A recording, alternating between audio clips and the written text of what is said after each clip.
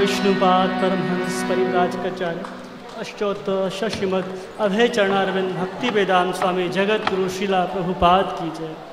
नामाचार्य शिला हरिदास ठाकुर की जय। अनंत कोटि वैष्णव भक्तवृंद की जय। प्रेम से कहो जय श्री कृष्ण चैतन्य प्रभु नित्यानंद श्री अद्वैत गदाधर शिवासादि गौर भक्तवृंद की जय। श्री श्री राधा कृष्ण गोप गोपिका श्याम कुंड राधा कुंड गिरि गोवर्धन की जय। वृंदावन धाम की जय। मथुरा धाम की जय।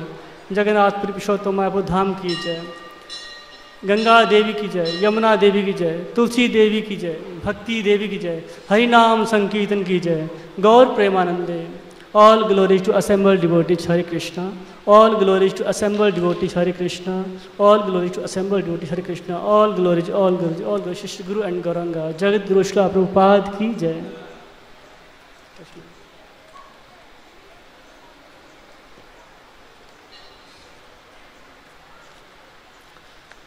हरे कृष्णा। आप सब लोगों से प्रार्थना है कृपा करके आगे आएं। जो दूर बैठे हैं सब लोग कृपा करके आगे आइए और आगे सब लोग आगे आइए। सब पंखे बंद कर दीजिए। पंखे बंद कर दीजिए। सब पंखे बंद कर दीजिए। ओम नमो भगवते वासुदेवाय। ओम नमः भगवते वासुदेवाय। ओम नमः भगवते वासुदेवाय।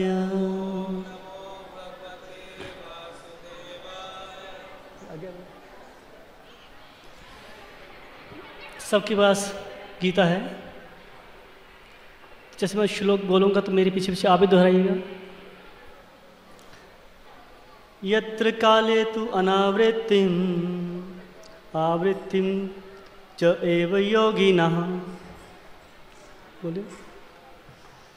प्रायता यान्ति तं कालं वक्ष्यामि भर्तृषभ। तो गीता का 8वें अध्याय का 23वां श्लोक है, पेज नंबर 288 288। जो हिंदी में पढ़ने वाले हैं, पेज नंबर हिंदी में 288 है, 8वां अध्याय और श्लोक संख्या 23। मिल गया सबको? मिल गया सबको? Page number 288।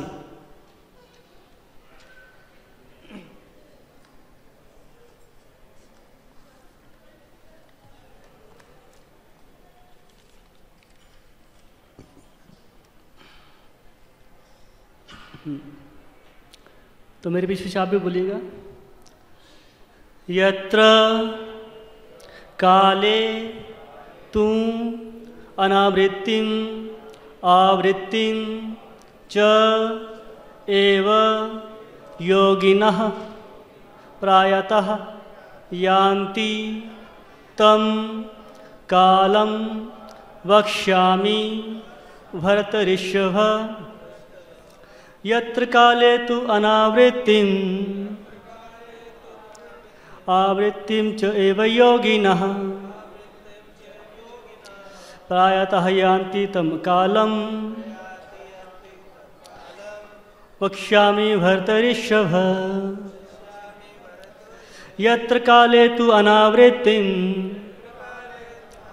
आवृत्तिम च एव योगिनः प्रायतः यान्ति तं कालं वक्ष्यामि भर्तृषभ।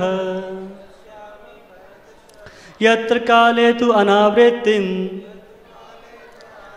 आवृत्तिम च एव योगिनः प्रायतः यान्ति तं कालं वक्ष्यामि भर्तृषभ।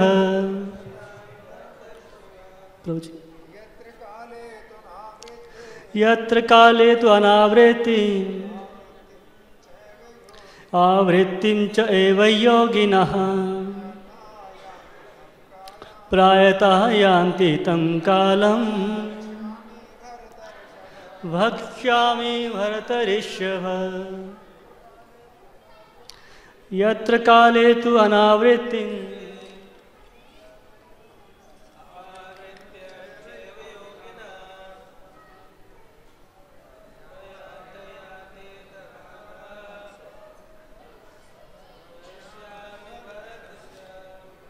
और कोई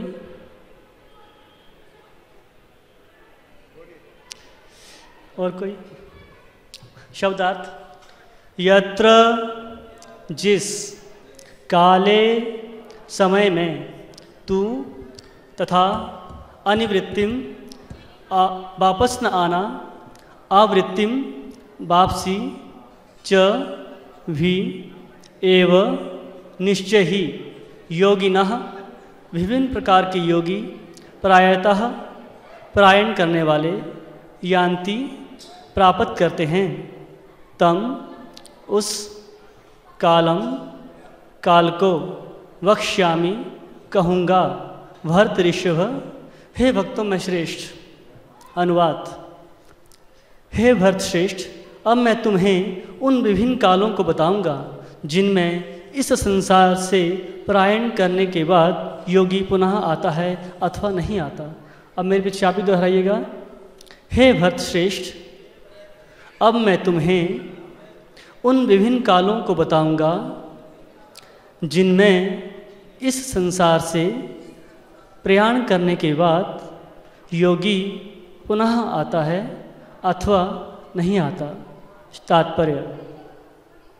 परमेश्वर के अनन्य पूर्ण शरणागत भक्तों को इसकी चिंता नहीं रहती कि वे कब और किस तरह शरीर को त्यागेंगे। वे सब कुछ कृष्ण पर छोड़ देते हैं और इस तरह सरलता पूर्वक प्रसन्नता सहित भगवत धाम जाते हैं। किंतु जो अनन्य भक्त नहीं हैं और कर्मयोग, ज्ञान योग तथा हठ योग जैसी आत्म साक्षात्कार की विधियों पर आश्रित रहते हैं, उन्हें उपयुक्त समय में शरीर त्यागना होता है जिससे वे आश्वस्त हो सकें कि इस जन्म मृत्यु वाले संसार में उनको लौटना होगा या नहीं। यदि योगी सिद्ध होता है तो वह इस जगत से शरीर छोड़ने का समय तथा स्थान चुन सकता है, किंतु यदि वह इतना पटु नहीं होता तो उसकी सफलता उसके अचानक शरीर त्याग के संयोग पर निर्भर करती है। भगवान ने अगले श्लोक में ऐसे उचित अवसरों का वर्णन किया है कि कब मरने से कोई वापस नहीं आता। आचार्य बलदेव विद्याभूषण के अनुसार यहाँ पर संस्कृत के काल शब्द का प्रयोग काल के अधिष्ठाता देव के लिए हुआ है। अनुवाद एक बार। हे भरतश्रेष्ठ अब मैं तुम्हें उन विभिन्न कालों को बताऊंगा जिनमें इस संसार से पलायन करने के बाद योगी पुनः आता है अथवा नहीं आता।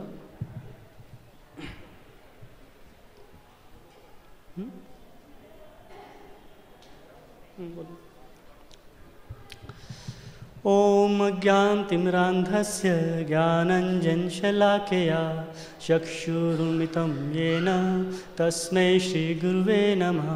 श्रीचैतन्यमनोभीष्टं स्थापितं येन भूतले स्वयं रूपः कदा मह्यं ददाति स्वदान्तिकं।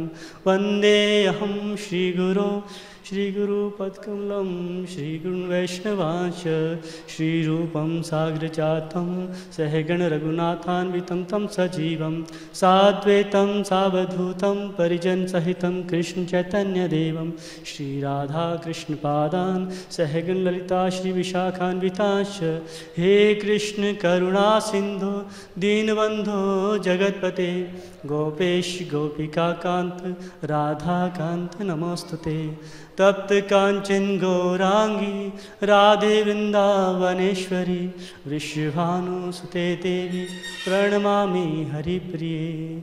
वाञ्छाकल्पतरुभ्यश्च कृपा सिन्धुवेव च पतितानां पावनेभ्यो वैष्णवेभ्यो नमो नमः। जय श्री कृष्ण चैतन्य प्रभु नित्यानंद, श्री अद्वैत गदाधर शिवासादि गौर भक्तवृंद। हरे कृष्ण कृष्ण कृष्ण हरे हरे, हरे राम राम राम हरे हरे। हरे कृष्ण कृष्ण कृष्ण हरे हरे, हरे राम राम राम हरे हरे। हरे कृष्ण कृष्ण कृष्ण हरे हरे, हरे राम राम राम हरे हरे।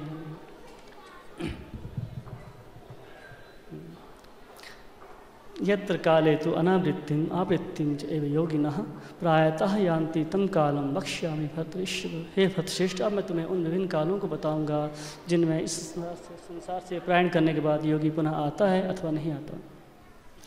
तो आज का श्लोक जो ये चला आ रहा है भगवद गीता के 8वें अध्याय के 23वें श्लोक में, इस श्लोक में भगवान बता रहे हैं कि कैसे एक सिद्ध योगी शरीर छोड़ने से पहले ये निश्चित कर सकता है कि वो अब किस समय किस स्थान में शरीर छोड़ सकता है। पर एक सिद्ध योगी, आप देखते हैं श्रीमद् भागवतम में महाराज परीक्षित को शाप मिला था कि वो तक्षक नाग के द्वारा काटे जाने पर 7 दिनों के भीतर उनका देहांत होगा। और आप ये भी जानते हैं कि शास्त्रों में वर्णन मिलता है कि जिसे सांप के काटने द्वारा जिसकी मृत्यु होती है उसे अधोलोक यानी नर्क लोक का प्राप्ति होती है। मगर जो भगवान के प्रति पूर्ण शरणागत हो, समर्पित हो, जिसकी भगवान में अटूट श्रद्धा हो, भक्ति हो, उस पर ये बातें लागू नहीं होती कि किस समय शरीर छोड़ना है, किस स्थिति में, किस स्थान पे, शुभ हो अशुभ हो, कौन सा समय है, कौन सी दिशा है, बिल्कुल भी नहीं। और जब तक्षक के द्वारा जब परीक्षित महाराज को काटा गया तो वो भगवान के धाम को प्राप्त हुए।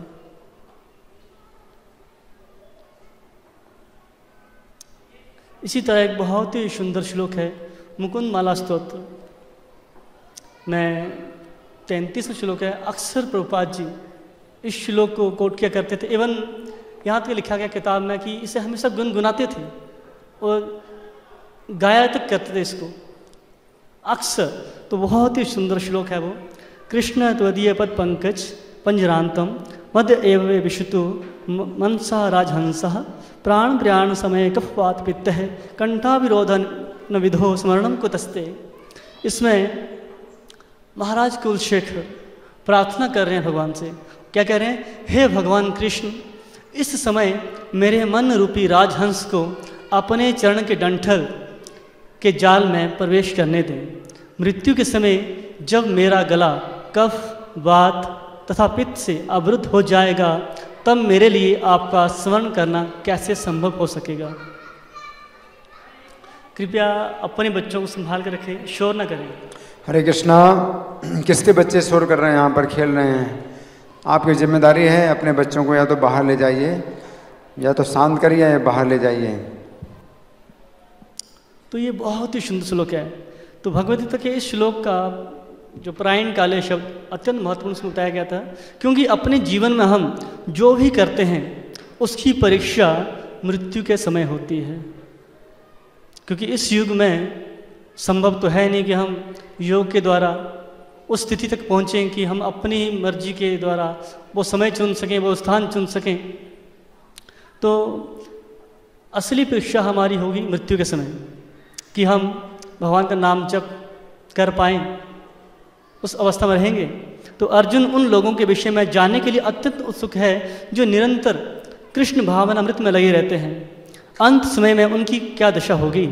मृत्यु के समय सारे शारीरिक कार्य रुक जाते हैं और मन सही दिशा में काम नहीं करता। इस प्रकार शारीरिक हालत बिगड़ जाने से हो सकता है कि मनुष्य परमेश्वर का स्मरण न कर सके। महान भक्त महाराज कुलशेखर प्रार्थना करते हैं, हे भगवान, इस समय मैं पूर्ण स्वस्थ हूँ। अच्छा हो कि मेरी मृत्यु इसी समय हो जाए, जिससे मेरा मन रूपी हंस आपके चरण कमलों के नाल के भीतर प्रविष्ट हो सके। यह रूपक इसलिए प्रयुक्त किया गया है क्योंकि हंस जो एक जल पक्षी है, कमल पुष्पों को कुतरने में आनंद का अनुभव करता है। इस तरह वे कमल पुष्प के भीतर प्रवेश करना चाहता है।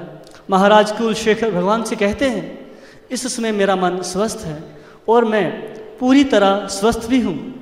यदि मैं आपके चरण कमलों का चिंतन करते हुए तुरंत मर जाऊँ तो मुझे विश्वास है कि आपके प्रति मेरी भक्ति पूर्ण हो जाएगी। किंतु यदि मुझे अपनी सहज मृत्यु की प्रतीक्षा करनी पड़े तो मैं नहीं जानता कि क्या होगा, क्योंकि उस समय मेरा शरीर कार्य करना बंद कर देगा, मेरा गला रुंध जाएगा और मुझे पता नहीं कि मैं आपके नाम का जप कर भी पाऊंगा या नहीं। अच्छा यही होगा कि आप मुझे तुरंत मर जाने दें।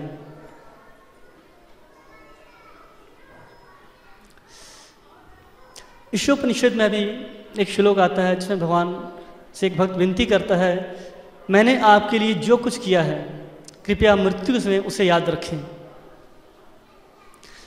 श्रीला प्रभुपाद इसके तात्पर्य में लिखते हैं कि कृष्ण को स्मरण नहीं कराना पड़ता, कि कृष्ण को स्मरण नहीं कराना पड़ता। वे हमारे हृदय के भीतर साक्षी रूप में आसीन हैं और वे भी यही चाहते हैं, हमसे भी अधिक चाहते हैं कि हम उनके पास भगवत धाम वापस लौट कर जाएं। किंतु मृत्यु की आघात तथा भाग्य की घातक जाल इन गतविद्या पर विचार करते हुए महाराज कुलशेखर प्रार्थना करते हैं कि वे वृद्धावस्था की प्रतीक्षा करने की अपेक्षा तुरंत मर जाना पसंद करेंगे, क्योंकि वे वृद्धावस्था में अपनी मृत्यु के संकट के कष्ट में कृष्ण को भूल सकते हैं। तो हम देख सकते हैं कि अंत काल में भगवान को याद करना कितना मुश्किल है। योगी पूरा जीवन तपस्या ध्यान करता है, तब जाके चरम सिद्धि को प्राप्त करता है, पर आजकल के युग में ये नामुमकिन है। जैसे गीता भगवान कहते हैं, अंत काले चामावे स्वर्ण मुक्त कलेवरम या प्रयाति मधुभावी ना संशय।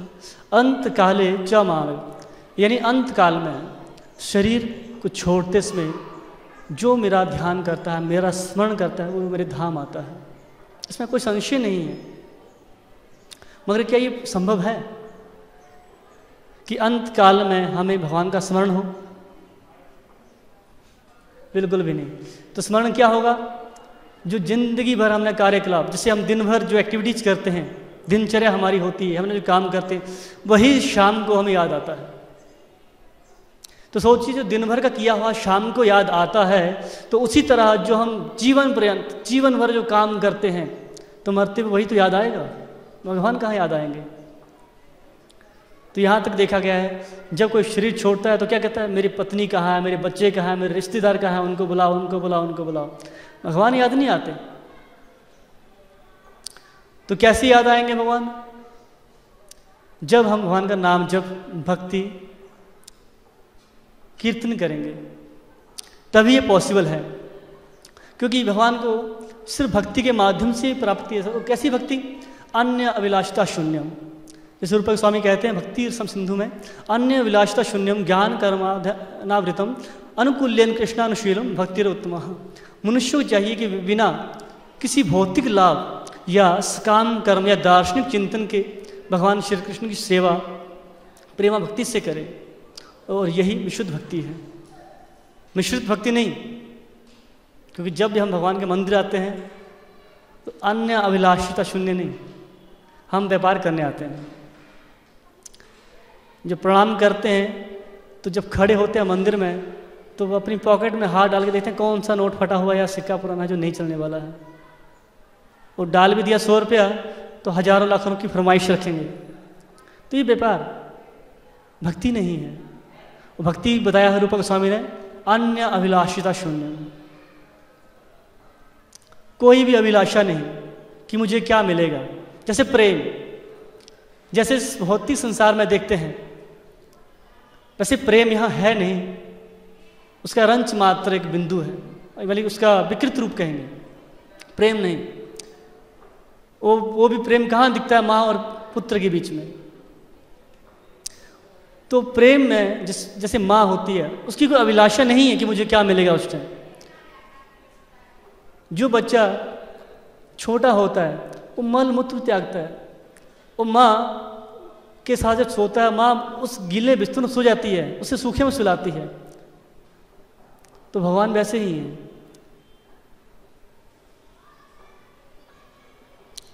तो भक्ति हमारी ऐसी होनी चाहिए, क्योंकि रूप गोस्वामी यहाँ तक कहते हैं कि श्री भगवान को भक्ति से प्राप्त किया जा सकता है। और भगवान गीता में भी कहते हैं भक्त्या माम अभिजानाति, मुझे सिर्फ भक्ति के माध्यम से ही जाना जा सकता है, और कोई भी साधन नहीं है कि भगवान को जाना जा सके। और उसके लिए क्या है, कहा है रूप गोस्वामी ने, उसके लिए सिर्फ एक उत्कंठा ही काफ़ी है। लौल्यम एकम मूल्यम, सिर्फ लौल्यम, हमारे अंदर एक तीव्र इच्छा होनी चाहिए कि हम भगवान का नाम जप कर सकें, ताकि अंत काल में हम उस स्थिति को प्राप्त कर सकें कि हमें भगवान का नाम स्मरण हो सके। और वैसे जैसे कि श्लोक चल रहा है, भगवान यहाँ पे हठ योग के बता रहे हैं कैसे ध्यान योग के द्वारा उस स्थिति को प्राप्त किया जा सकता है। मगर विष्णु पुराण में श्लोक आता है, ध्यान कृते यजन यज्ञ स्थितरतायाम द्वापरे अर्थन यदापनोति तदापनोतिम कलो संकीर्तक केशवम, कि सतयुग में सिर्फ ध्यान के द्वारा, क्योंकि उस समय जो इंसान की आयु थी 1,00,000 वर्ष हुआ करती थी। तो क्या सतयुग में 1,00,000 साल उम्र हुआ करती थी, तो लोग ध्यान तपस्या कर सकते थे। जैसे कि रत्नाकर डाकू हुए, और रत्नाकर डाकू जो बाद में जिन्हें रामायण लिखी वाल्मीकि हुए, उन्होंने 60,000 साल तक तपस्या करी। तो क्या कलयुग में कोई ये कर सकता है? 60 साल उम्र भी गारंटी नहीं है। तो क्या सतयुग में था ध्यान, त्रेता युग में वही यज्ञ, यानी जो हम ध्यान के द्वारा सतयुग में फल प्राप्त कर सकते थे, वही त्रेता युग में यज्ञ के द्वारा हम फल प्राप्त कर सकते हैं। मगर जब द्वापर युग आता है, क्योंकि त्रेता युग में भी उम्र 10,000 साल थी और यज्ञ करते थे, तो उस समय हर चीज शुद्ध थी, दूध घी सब शुद्ध। पर जैसे द्वापर युग आया तो उम्र रहेगी 1,000 साल, एक जीरो और कम हो गया, यानी एक जीरो घटती जा रही है। तो द्वापर में वही जो सतयुग में तपस्या था, त्रेता में यज्ञ, द्वापर में वही फल हमें भगवान का अर्चा विग्रह की पूजा के द्वारा मिल सकता था, वही फल। मगर जब कलयुग आता है तो इसमें सबके गुण बढ़ जाते हैं। और गुण क्या होते हैं? कम आयु, ईर्ष्यालु, झगड़ालु, कम बुद्धि के, ये हमारे गुण हैं। तो क्या इनके चलते हम भगवान को पा सकते हैं? असंभव। इसी का दुखड़ा रोने के लिए नारद मुनि ब्रह्मा जी के पास गए और कहा कि हे प्रभु, इन कलयुग के पतित लोगों का उद्धार कैसे होगा? तो ब्रह्मा जी कह रहे हैं, हरे नाम हरे नाम हरे नाम केवलम कलो नास्ते नास्ते नास्ते गतिरन्यथा, कि इस कलयुग में यानी कलह के युग में भगवत प्राप्ति का, मुक्ति का एक ही रास्ता क्या है? हरि नाम संकीर्तन। नास्तेव नास्तेव नास्तेव 3 बार कहा, एक बार भी नहीं, मतलब कोई किनारा छोड़ा ही नहीं, कोई रास्ता ही नहीं है। हरि नाम इव केवलम, हरि नाम ही एक रास्ता है, क्योंकि कलयुग में पॉसिबल ही नहीं यज्ञ करना। न मंत्रोच्चारण शुद्ध है, न ब्राह्मण शुद्ध है अपने आचरण से।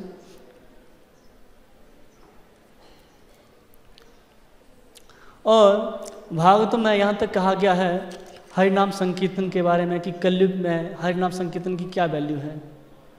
तो भागवतम में 11वें स्कंद के 5वें अध्याय के 32वें श्लोक में भी भगवान चैतन्य का वर्णन आता है, जहाँ लिखा कृष्ण वर्ण तुषा कृष्णम सांगोपांगा इस तरह पार्षदम यज्ञ संकीर्तन प्रायार्जयंती ही सुमेधसः। कलयुग में बुद्धिमान मनुष्य कृष्ण नाम का निरंतर गायन करने वाले ईश्वर के अवतार की पूजा करने के लिए सामूहिक कीर्तन करते हैं। यद्यपि उनका रंग श्याम नहीं है, किंतु वे साक्षात कृष्ण हैं। उनके साथ उनके पार्षद, सेवक, आयुध तथा विश्वत संगी रहते हैं। तो वही कृष्ण जो त्रेता में राम के रूप में आए, वही कलयुग में हम जीवों का उद्धार करने के लिए चैतन्य रूप में आए। मैं एक जगह पढ़ रहा था, प्रपात ध्यानामृत जो कैलेंडर है, उसमें प्रपात जी कहते हैं एक जगह कि जब कृष्ण आते हैं तो क्या कहते हैं, सर्वधर्मान परित्यज्य, शर्त, कंडीशन कि आप छोड़ोगे क्या, सर्वधर्मान परित्यज्य, सब धर्मों को छोड़ने कह रहे हैं।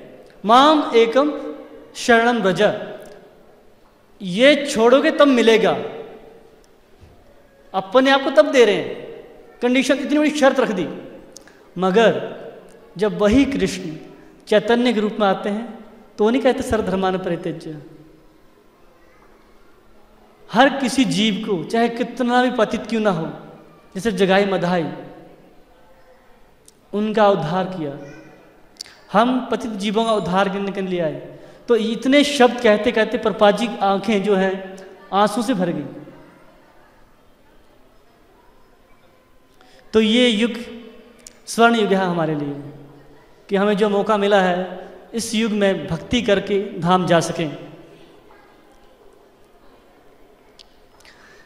और इस मनुष्य योनि को पाके भी हम अब भी भक्ति में ना लगें तो हमारा जीवन व्यर्थ है।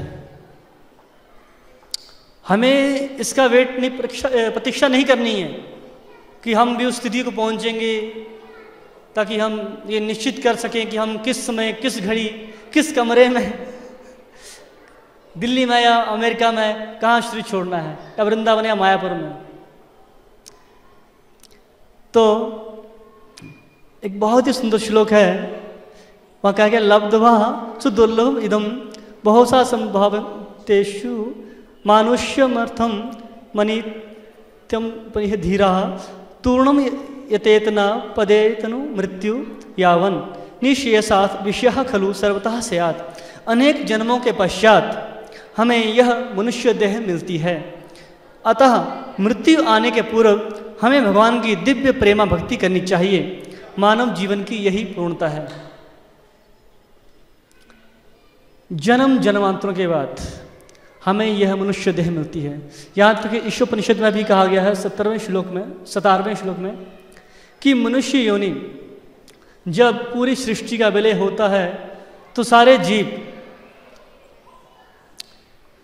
जल योनि में, जो जीव जंतु हैं जो जल में वास करते हैं, उसमें उनका पहला जन्म होता है, जल योनि। उसके बाद वो शाक योनि में आते हैं, फिर कीट पतंग योनि में, उसके बाद पशु योनि में, उसके बाद जाके मनुष्य योनि मिलती है। यानी 84 लाख योनियाँ में हैं जिनमें हम घूमते रहते हैं। यहाँ तक कहा कि ब्रह्मांड भ्रमित कौन भाग्यवान जीव, गुरु कृष्ण प्रसाद पाए भक्ति लता बेल। हम जन्म जन्मांतरों तक ब्रह्मांड भ्रमित, और ये नहीं कि एक ब्रह्मांड, कोटि कोटि ब्रह्मांड हैं, और हर ब्रह्मांड में हम इस तरह विचरते रहते हैं, जन्म लेते रहते हैं, और हर योनि में। हरे कृष्णा। बात नहीं, आप लोगों से बार बार प्रार्थना है कि बातें ना करें, अपने बच्चों को शांत करें, किसी के बच्चे शोर ना करें, आप लोगों की बड़ी जिम्मेदारी है। और उसके बाद यानी भटकते भटकते अगर किसी पे गुरु और कृष्ण की कृपा होती है, उसे ही भक्ति मिलती है। तो यानी इतना दुर्लभ ये मनुष्य जीवन है, और हमने अब तक इसे गंवाया ही है, इसका सही इस्तेमाल नहीं किया। जैसे कि अगर किसी के पास मर्सिडीज कार है तो उसे क्या करेगा इंसान, हल जोतेगा ना? नहीं। हाँ, तो जाहिर सी बात है उसे रोड पे चलाएगा। मगर हम तो क्या कर रहे हैं, हल जोत रहे हैं। ये मनुष्य शरीर क्या है, मर्सिडीज ही तो है, पर इसका प्रयोग कैसे कर रहे हैं हम, वही कुकरों शुक्रों वाली जिंदगी की तरह। भगवान गीता में कहते हैं आहार निद्रा व मैथुन च समानम एतत् पशु भी नराणाम धर्म तेषाम अधिको विशेषो धर्मण ही ना पशु समाना। खाना पीना मैथुन, अपना बचाव करना, ये चार कुत्ते शुरू में तो हैं और हमारे अंदर भी हैं। इनके चलते अगर हम सोचें कि हम मनुष्य हैं तो मनुष्य कहलाएंगे? तो मनुष्य क्या है? जैसे वेदांत सूत्र की पहली सूक्ति है अथातो ब्रह्म जिज्ञासा। जो ब्रह्म जिज्ञासा करे मैं कौन हूँ, कहाँ से आया हूँ, कहाँ जाना है, मेरा वास्तविक संबंध किससे है, ये मनुष्य का काम है।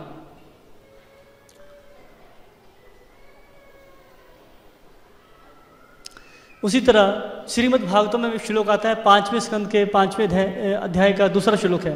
कहते हैं नायम देहो देह भाजम निर्लोके कष्टान कामान हते वे अभुजाम। ये इस जगत में जिन जीवों को भौतिक शरीर प्राप्त हुआ है तथा जिन्हें यह मानव शरीर प्राप्त हुआ है उन्हें केवल इंद्रिय तृप्ति के लिए दिन रात घोर परिश्रम नहीं करना चाहिए। जो मलभक्षी सूकर और कुकर को भी प्राप्त है। गीता भगवान कह रहे हैं, भागवतम में भी कह रहे हैं, सेम वही शरीर उनको भी प्राप्त है, पर उसका प्रयोग वो कर रहे हैं मल खाने में, और हम भी वही कर रहे हैं। तो हम ये ना सोचे कि हम तो भाई अच्छे पकवान खाते हैं, तो हम कैसे सुअर हुए, कैसे कुकर शुक्र हुए। तो भगवान गीता में कहते हैं 3 अध्याय के 13वें श्लोक में यज्ञ शिष्टस्न संतो मुच्चन सकल विषय भुंजिते तत्वहम पापा पंचंत आत्म कारणात्। यानी जो भगवान को अर्पित नहीं है, भगवान कहते हैं वहां कि मेरा भक्त समस्त प्रकार के पापों से मुक्त हो जाता है। क्यों? क्योंकि वो यज्ञ में अर्पित किए भोजन यानी प्रसाद को ही ग्रहण करता है। बाकी लोग जो अपनी इंद्र तृप्ति के लिए भोजन बनाते हैं, खाते हैं, निश्चित तौर से पाप खाते हैं और नरक जाते हैं। तो कुकर सुकर तो मल खा रहे हैं, हमें मल ही खा रहे हैं। क्यों? भगवान को अर्पित नहीं है।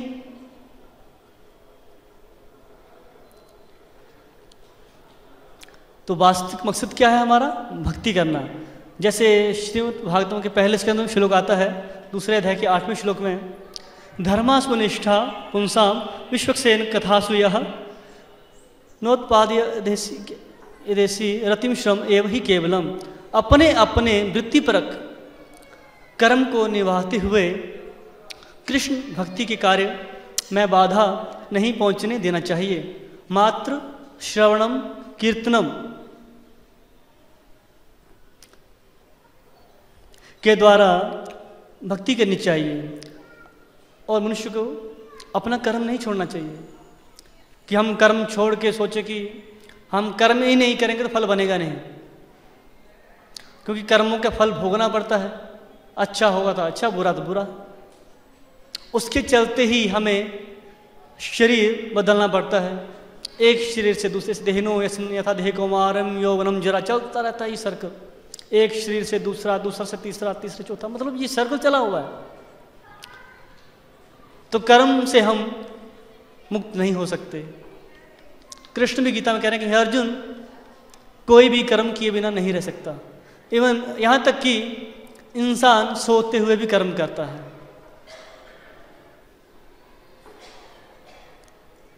तो कर्म क्या करना चाहिए? कृष्ण भावना भावित कर्म, उसका फल नहीं भोगना पड़ेगा।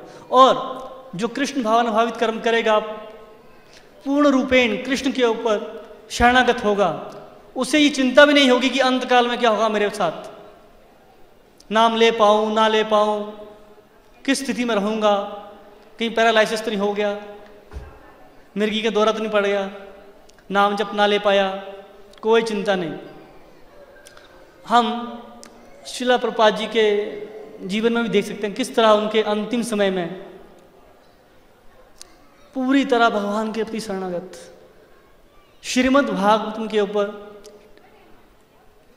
टीका कर रहे हैं, तात्पर्य कह रहे हैं। आखिरी समय में कोई चिंता नहीं कि क्या होगा। भक्त को चिंता होती नहीं कि मेरा आखिरी समय में क्या होगा। एवं हम यहाँ देखते हैं श्रील भक्ति सिद्धांत सरस्वती महाराज जब उन्होंने शरीर छोड़ा तो कोलकाता में छोड़ा, कलकत्ता में। उनके शिष्य ने कहा भी था कि प्रभुपाद हम आपको पास में मायापुर लेके चलते हैं, तो उन्होंने मना किया, नहीं। उन्होंने क्या कहा, मेरी ये रणभूमि है और मैं यही शरीर छोड़ूंगा। उन्होंने अपने उदाहरण से हमें ये सिखाया, भक्त कोई चिंता नहीं करनी चाहिए कि वो आखिरी समय में कैसे शरीर छोड़ेगा, उसका क्या होगा, बिल्कुल भी नहीं। श्रील प्रभुपाद 70 साल की उम्र में विदेश गए, अमेरिका। उन्होंने विचार नहीं किया कि इस वृद्धावस्था में मेरे साथ क्या होगा, मैं वहाँ जा रहा हूँ। वृंदावन धाम में वो तो रह रहे थे, वृंदावन धाम को छोड़ के गए, कोई चिंता नहीं। क्यों? पूरी तरह से भगवान के प्रति समर्पित। ऐसा एक उदाहरण आता है, रामानुजाचार्य के जो गुरु थे यमुनाचार्य, तो यमुनाचार्य जी के एक शिष्य थे। जब उन्होंने शरीर छोड़ा तो पास में वरदराज जी थे, वेस्ट इंडिया में, साउथ इंडिया में। तो उन्होंने कहा कि हे गुरुदेव, हम आपको पास में ही एक बहुत ही पास में ही हम वरदराज जी वहाँ ले चलते हैं, आपको यहाँ कैसे शरीर छोड़ेंगे। क्योंकि ये हुआ उस टाइम था जब रामानुजाचार्य, हाँ रामानुजाचार्य के गुरु थे वो।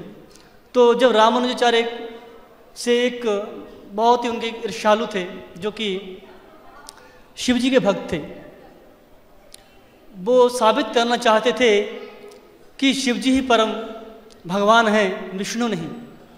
तो वो जानते थे कि रामानुजाचार्य ही एक ऐसे वैष्णव हैं, अगर मैंने उन्हें परिवर्तित कर दिया शैव धर्म में तो पूरा वैष्णव संपदा शैव बन जाएगा। तो उन्होंने षड्यंत्र रचा रामानुजाचार्य को बुलाने का। तो उनके शिष्य समझ गए। तो उनके शिष्य ने कहा कि गुरुदेव आप नहीं जाओगे, हम जाएंगे। तो उनके गुरुदेव और रामानुजाचार्य के शिष्य थे, वो गए दोनों। तो उनके वस्त्र उन्होंने धारण किए, कुरेश नाम था उनका। तो कुरेश रामानुजाचार्य के भेष में गए और यमुनाचार्य उनके साथ गए। तो जब उस राजा के पास पहुंचे तो काफ़ी शास्त्रार्थ हुआ। तो कुरेश प्रकांड पंडित थे, तो उन्होंने अपने शास्त्रों के आधार पर साबित किया कि शिवजी नहीं, भगवान विष्णु ही परम भगवान हैं। तो जब उस राजा के सारे पंडित हार गए तो उन्होंने आखिरी हथियार क्या अपनाया कि इन दोनों को मार दी जाए। पर उन्होंने रामानुजाचार्य को क्षति पहुंचाना नहीं चाहते थे, क्योंकि बचपन में उनकी बहन को कोई एक ऐसा रोग हुआ था, उनके एक भूत सवार हुआ था। तो रामानुजाचार्य ने ही उनको उससे मुक्ति दिलाई थी। तो इसलिए कुछ सम्मान था रामानुजाचार्य के प्रति उस राजा का। तो उन्होंने क्या कहा कि रामानुजाचार्य को मारा न जाए, पर इनकी आंखें निकाल ली जाएं। और उनके गुरु की भी, मारा नहीं उनको। तो जब वो वहाँ से गुजरे तो रास्ते में उनके गुरु ने शरीर छोड़ा। तब कहते हैं कुरेश की हे गुरुदेव, हम आपको पास ही में ले चलते हैं, जहाँ पे वरदराज जी पास में। तो कहते हैं यमुनाचार्य कि नहीं, मैं अगर यहाँ शरीर ना छोड़ के वापस वरदराज जी के यहाँ शरीर छोड़ता हूँ तो लोगों में ये धारणा बैठ जाएगी कि अगर कोई अकस्मात कहीं शरीर छोड़ता तो उसका क्या होगा। तो इसलिए मैं यहीं शरीर छोड़ूंगा, क्योंकि यहाँ हमारे पहले भी आचार्य रहे हैं जिन्होंने यहाँ शरीर छोड़ा है। तो उन्होंने ये साबित किया कि जहाँ कोई वैष्णव शरीर छोड़ता है वही धाम होता है। वही उदाहरण भक्ति सिद्धांत महाराज ने पेश किया। तो वैष्णव को ये परवाह नहीं होती कि अंत काल में क्या होगा, किस जगह शरीर छोड़ेगा, कोई परवाह नहीं, सिर्फ और सिर्फ कृष्ण के प्रति शरणागत। अगर हम कृष्ण के प्रति पूर्ण रूपेण शरणागत हैं तो हमें परवाह नहीं कि हमारे साथ अंत काल में क्या होने वाला है। कृष्ण हमारी रक्षा करेंगे, क्योंकि कृष्ण गीता में कहते हैं नामे भक्त्या प्रणश्यति, मेरे भक्त का नाश नहीं होता। मगर ये तभी होगा जब हमें हरि नाम के ऊपर पूरी श्रद्धा होगी, इस नाम जप में रुचि होगी। और ये कब होगा, जब हम शुद्ध भक्तों के मुख से कथा सुनेंगे, शुद्ध भक्तों के साथ हरि नाम का जप करेंगे। इसके अलावा कोई रास्ता नहीं है, क्योंकि कहा गया है साधु संगे सर्व शास्त्र का लव मात्र साधु संगे सर्व सिद्धि हो। लव मात्र साधु संगे, लव मतलब आधा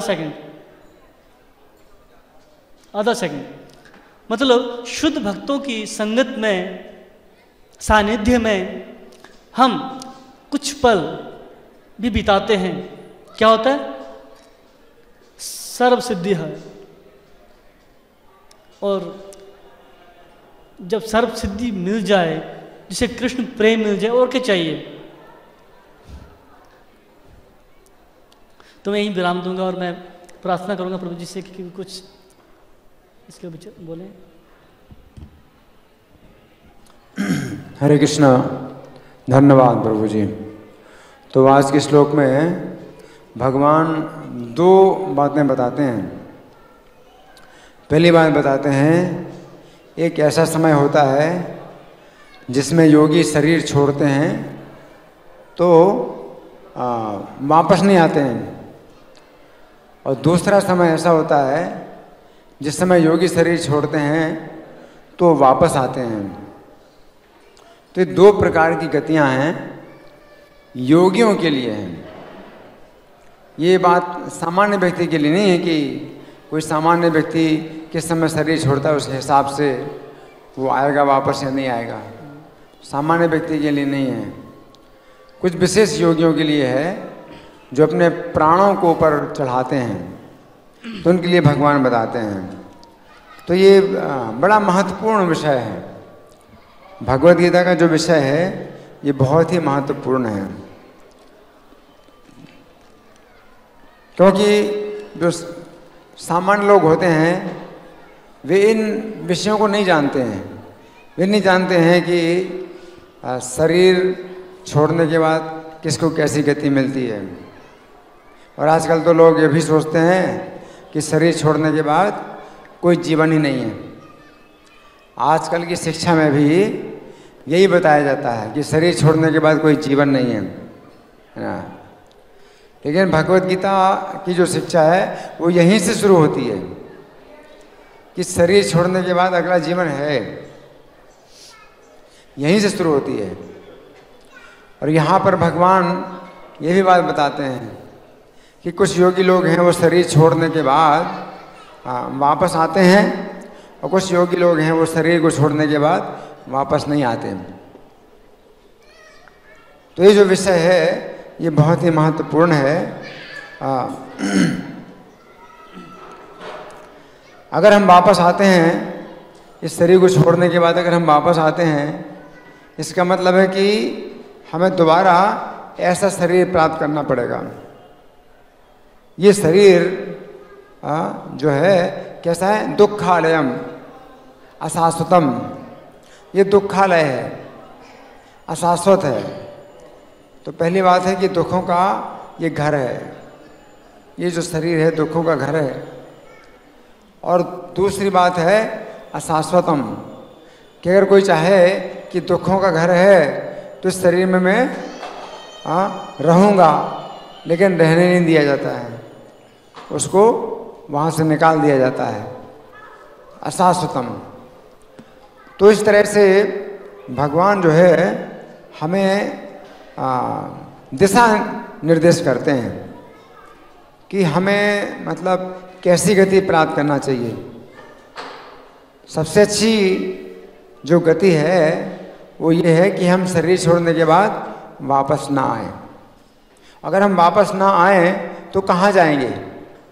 तो भगवान ने जो है 21वें श्लोक में बताया, यम प्राप्ना निवर्तन्ते तद्धाम परमम मम। जहाँ जाकर के कोई वापस नहीं आता है वो मेरा परम धाम है, और कोई दूसरी गति नहीं है। कोई व्यक्ति अगर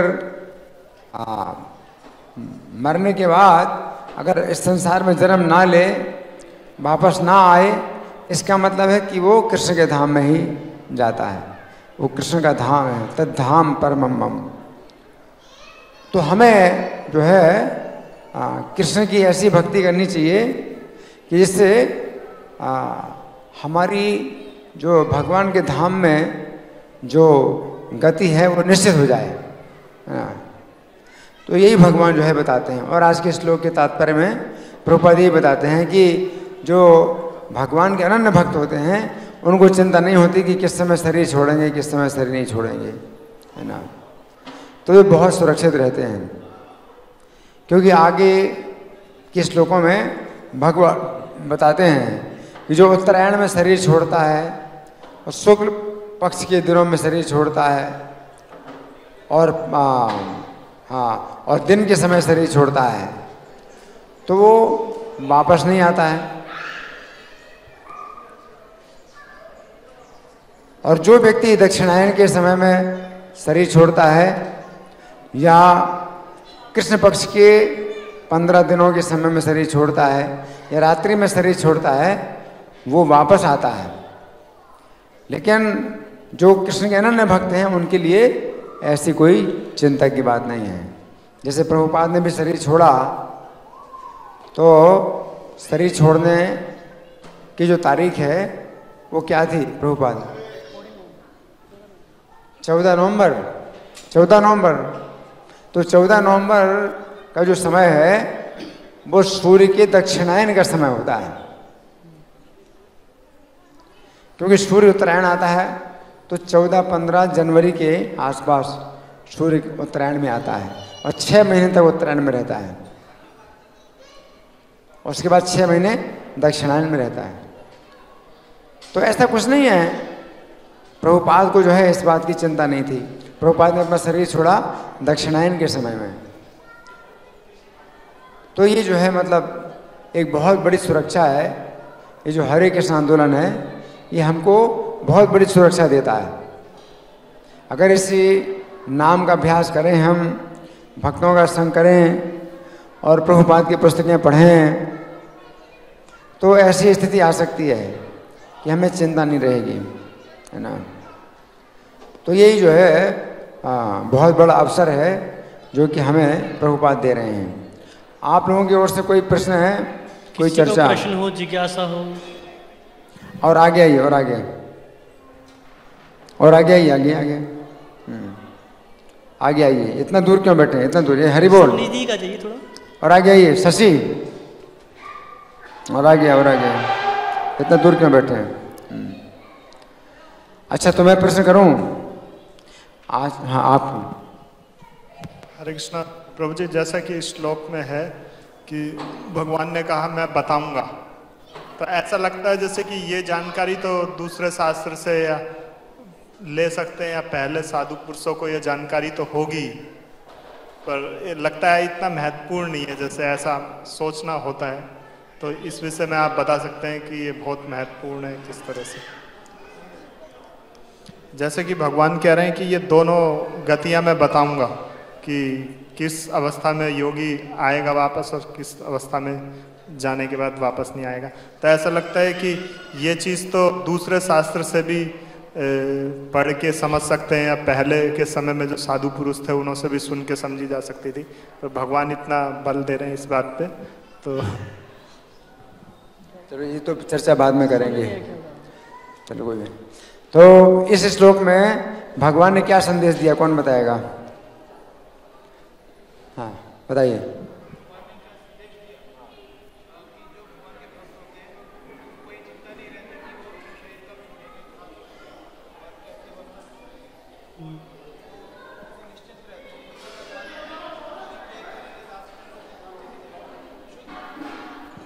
बहुत अच्छा। लेकिन ये तो प्रभुपाद ने तात्पर्य में बताया, प्रभुपाद के तात्पर्य में ये संदेश है। लेकिन इस श्लोक में भगवान ने जो बात कही है वो क्या है?